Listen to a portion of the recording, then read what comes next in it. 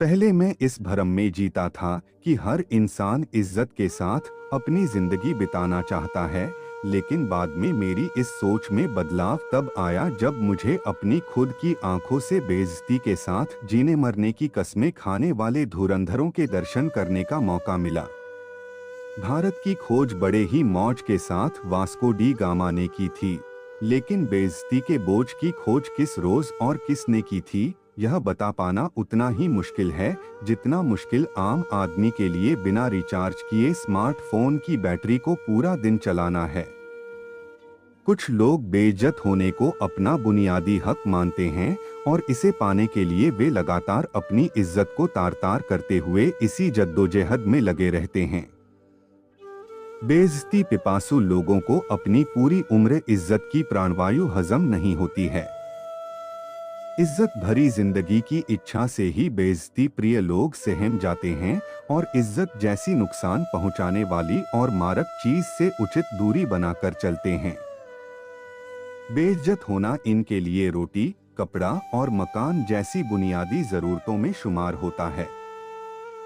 बेइज्जती के नशेड़ी उलट हालात में भी बेइज्जती का हरण कर उसका वरण करने में कामयाब हो जाते हैं।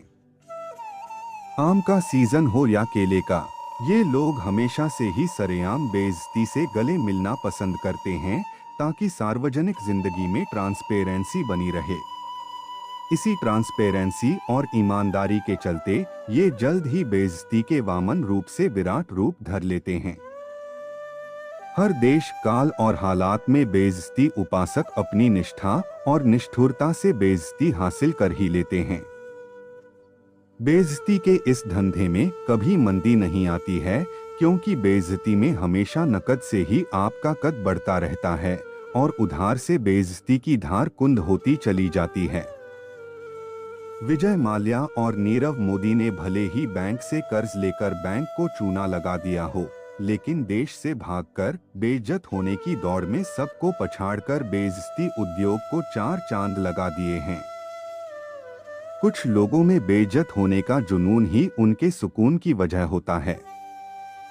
बेइज्जती का घूंट वे कहीं से भी लूट लेते हैं। गलती से मिली इज्जत की वाह इनकी धमनियों में होने वाली बेइज्जती के नियमित बहाव को नहीं रोक पाती है।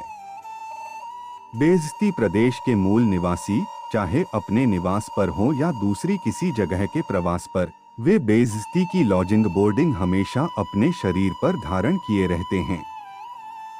इस प्रदेश के मूल निवासी हमेशा बेइज्जत होने के नए नए मौके और तरीके खोजने की कोशिश करते रहते हैं ताकि बेइज्जती की बोरियत से बचाकर इसे समाज की मुख्य धारा में लाया जा सके। लगातार बेइज्जत होना भी एक ऐसी कला है जिसे आम आदमी के लिए अंजाम देना मुश्किल होता है। बेइज्जती के फील्ड में पेशेवर फील्डिंग करने वालों की कमी महसूस की जाती रही है।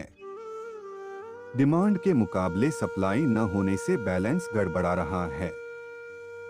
लेकिन फिर भी देखकर संतोष और कुछ होता है कि कुछ लोगों ने बेइज्जत होने को अपनी जिंदगी का मिशन और सहारा बना लिया है और वे बेइज्जती के सामने मुसाफिर की तरह ट्रैफिक के नियमों का पालन पोषण कर इस रास्ते पर दांडी मार्च रहे हैं। इन्हीं लोगों द्वारा उपजी क्वालिटी के चलते क्वांटिटी की कमी महसूस नहीं हो पाती है और क्वांटिटी की कमी के खिलाफ उठने वाली संगठित आवाज बेइज्जती के बोझ के नीचे दब जाती है। बेइज्जती उद्योग में अभी भी बहुत उम्मीदें हैं जिन पर बेइज्जत होकर गंभीरता से विचार करना जरूरी है। समाज के फायदे के लिए इस क्षेत्र में लोगों को बढ़ावा देने की जरूरत है, क्योंकि आज की गलाकाट होड़ में जहां लोगों को इज्जत और नाम के लिए दर दर भटकने के बाद भी बेइज्जती ही हाथ लगती है, वहीं अगर उन्हें सीधे ही बेइज्जत होने के लिए बढ़ावा दिया जाए तो उनका यह भटकाव काफी हद तक कम होगा और नतीजतन समाज में इज्जत पाने की अंधी दौड़ में भागने वाले उसेन बोल्ट जैसे धावक की आवक भी कम हो जाएगी। आपका समय निकलकर हमारे साथ था, इसके लिए आपका धन्यवाद। अगली बार फिर से मिलते हैं नए और रोचक वीडियो के साथ। चैनल को सब्सक्राइब करना न भूलें। धन्यवाद और शुभकामनाएं।